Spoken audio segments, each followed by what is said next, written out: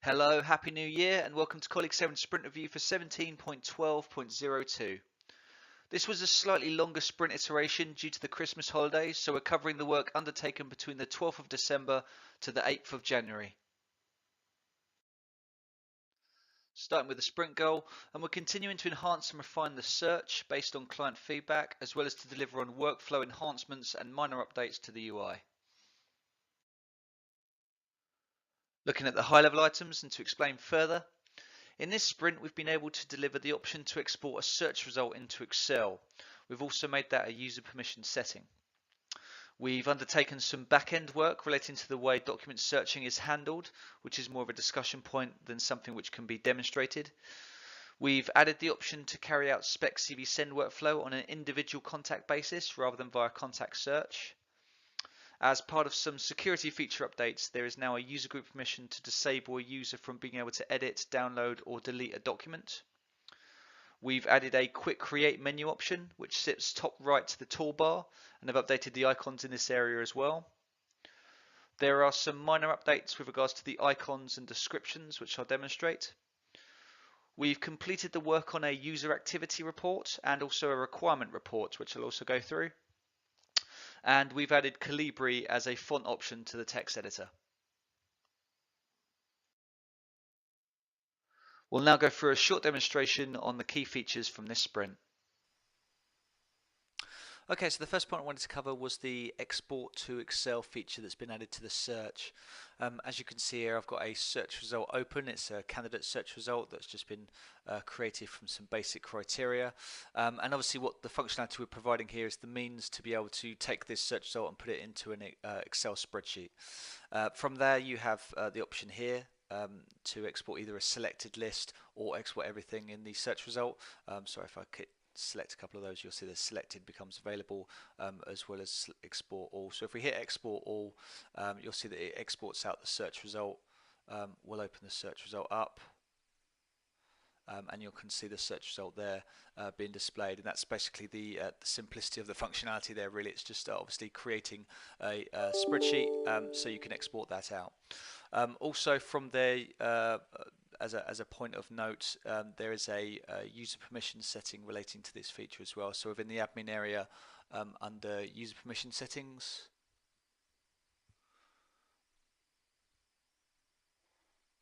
you'll be able to see within here the export candidate search results, export company, export contact, export requirement. Each of these represent essentially that export to Excel feature and whether or not the user has the rights to be able to do that. And obviously those rights will be set to full access, but if you wish for users to not have access to that, then they need to be assigned to a group where they don't have access to it, where it's set to no access. And that's that functionality there. Okay, the next point to note is the individual spec CV send approach that's now been applied. So previously, when you wanted to speculatively send a candidate to a contact, you would run that process from this option here. This used to be referred to as send, it's now called submit, but you'd have a spec CV send option or a send to contacts option within here, and that would launch a contact search where you would look up a number of different contacts and then seek to do a multiple spec CV send of that candidate record.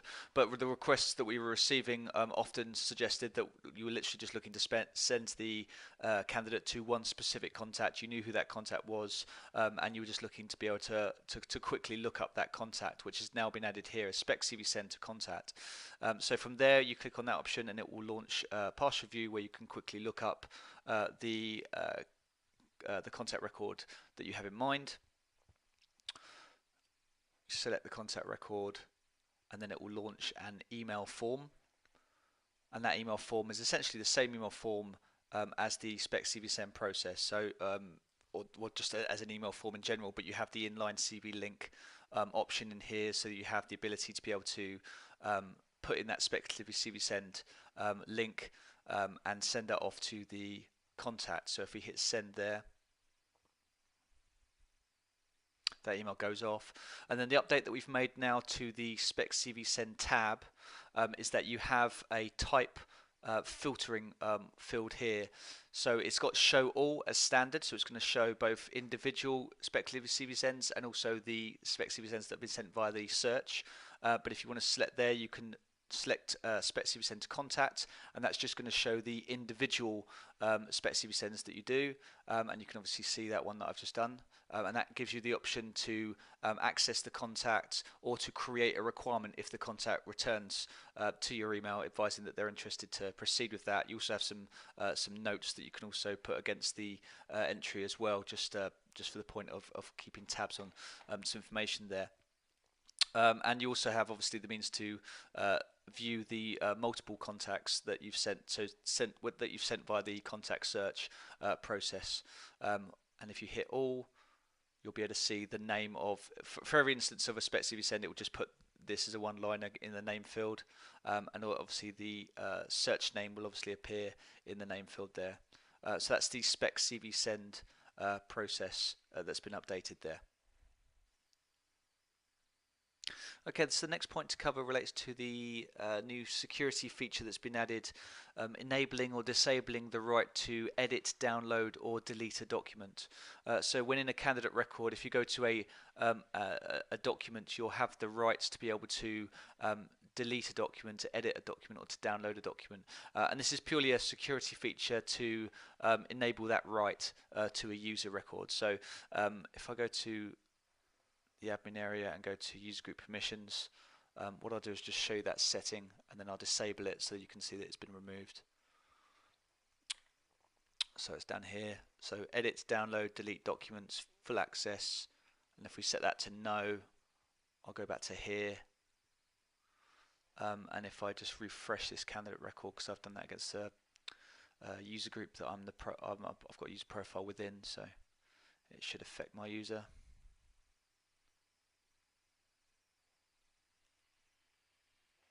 And as you can see there now, if I go to a document, those rights have essentially been taken away, so that those no longer appear on the menu. And that's simply the security feature that's been added there.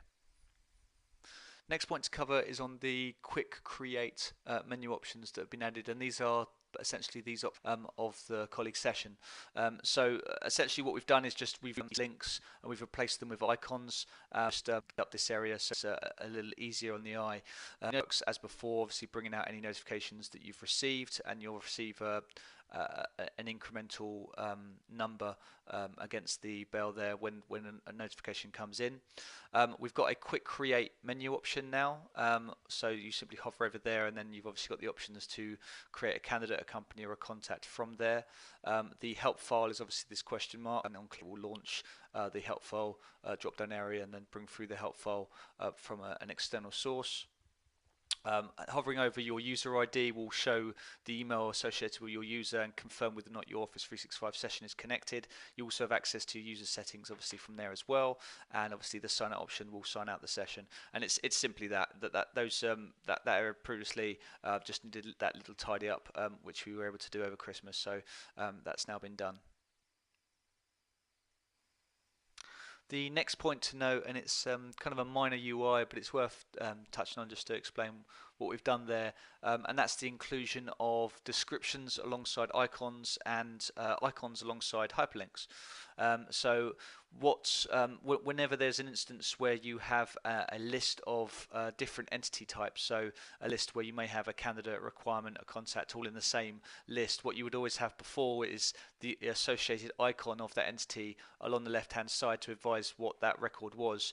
But it wasn't always clear to users that they were clicking on a candidate or a contact, is the feedback that we got. So what we've done now is include just a small description text alongside the icon, which just makes it clear when you're viewing any of these records what associated entity it is, basically what entity type is it.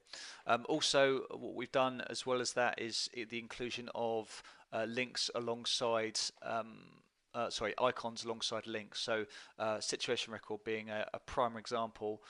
When you open up a situation record, what it wasn't always apparent to users was that the job title was linking through to the placement, the company record was also a hyperlink, the contact was a hyperlink, that the working company, that's also a hyperlink as well. And also if you went to an interview record as another example, these were always hyperlinks into other records, but that wasn't apparent to the users. So what we've done is include icons alongside them, and hopefully what that helps to do is make it quite clear that these are links through to other records that you can click on there as ease of access to associated records and data. So that's the update that we made there.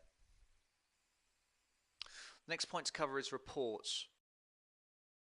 So we've obviously got the reports option off the left-hand navigation. When we go into here, you'll have the different reports that are available being listed, and we've now got a consultant activity report and a requirement activity report. Consultant being basically a user activity statistical report, requirement activity being more about specific recruitment activity that's been happening, and an overview from a requirement perspective.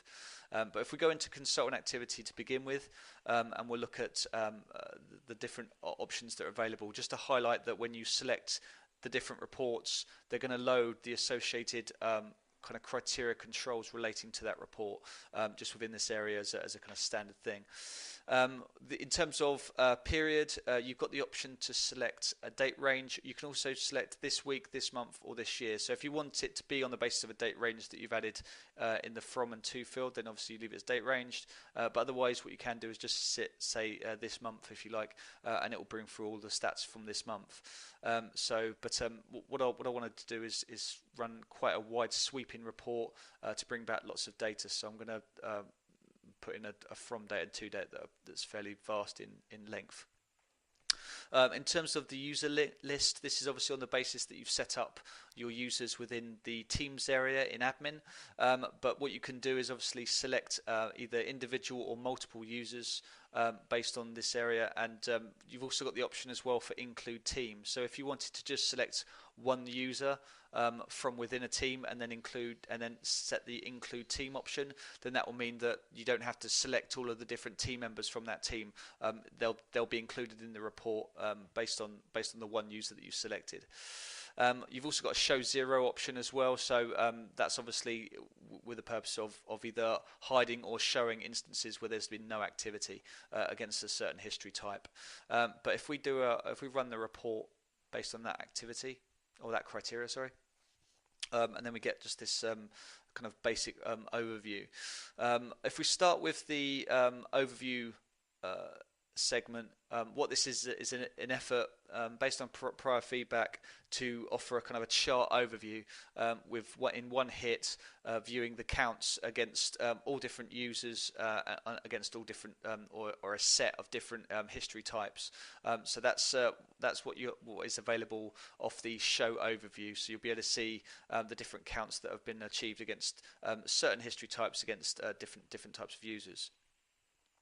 If you do show by user, this is more of a more of the standard type of reporting that's existed in SIX for some time, and that's obviously the ability to view per user what their total count is, and obviously all the individual activities and what those associated counts are as well.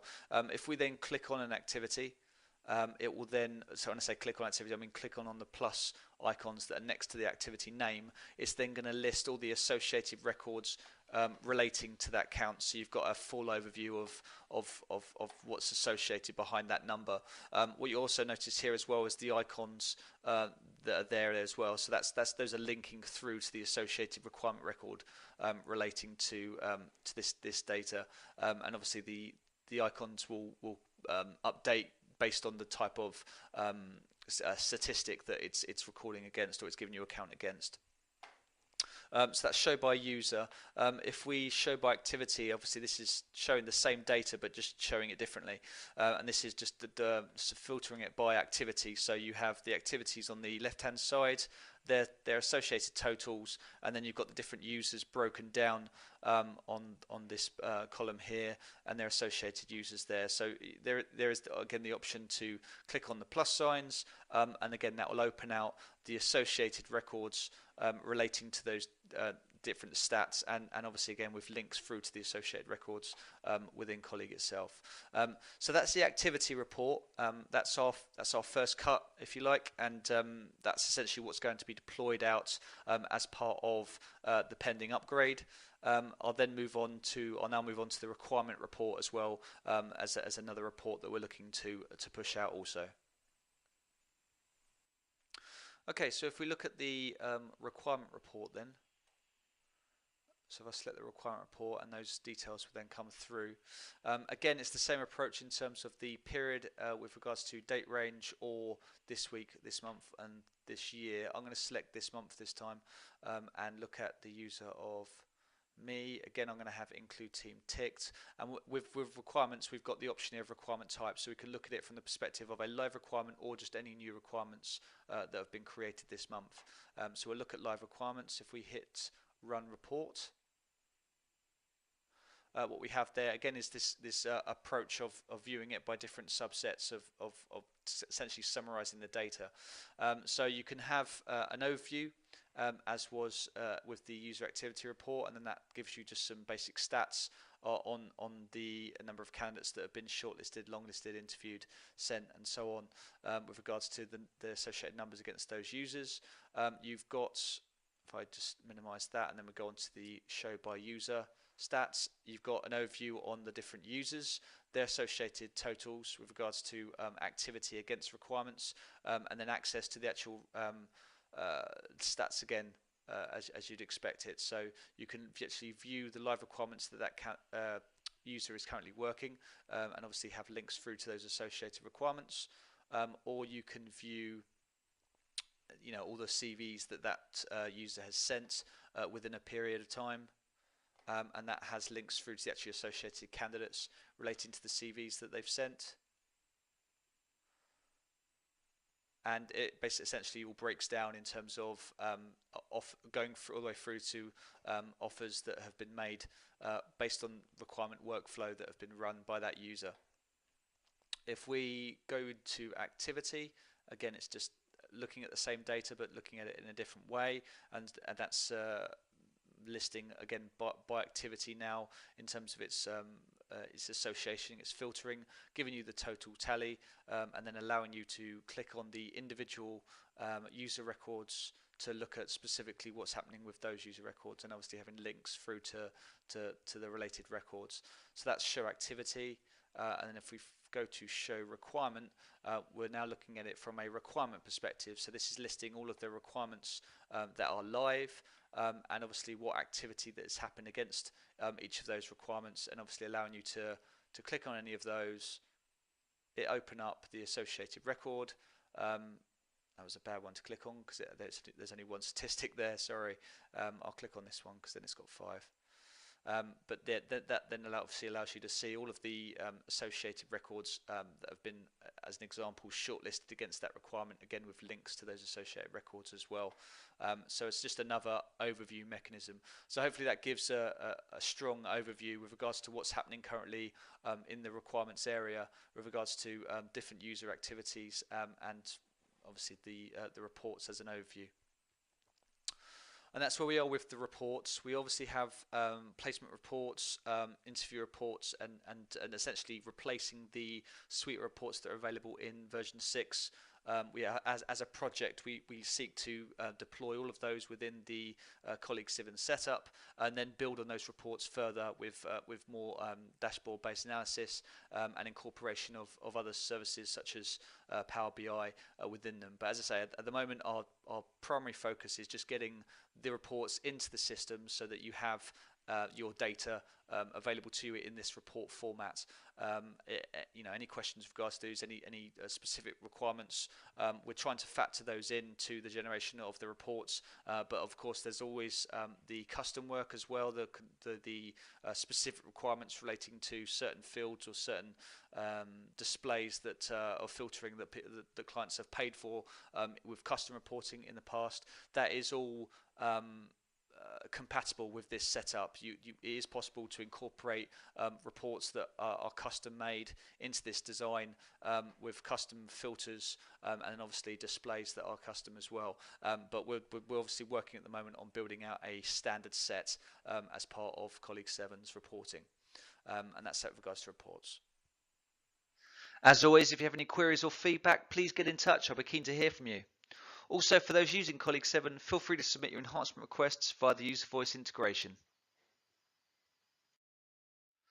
The next video will be the sprint plan for 18.01.01, and as always, that will contain a high-level overview on the items we intend to work on during that sprint. Thanks for watching.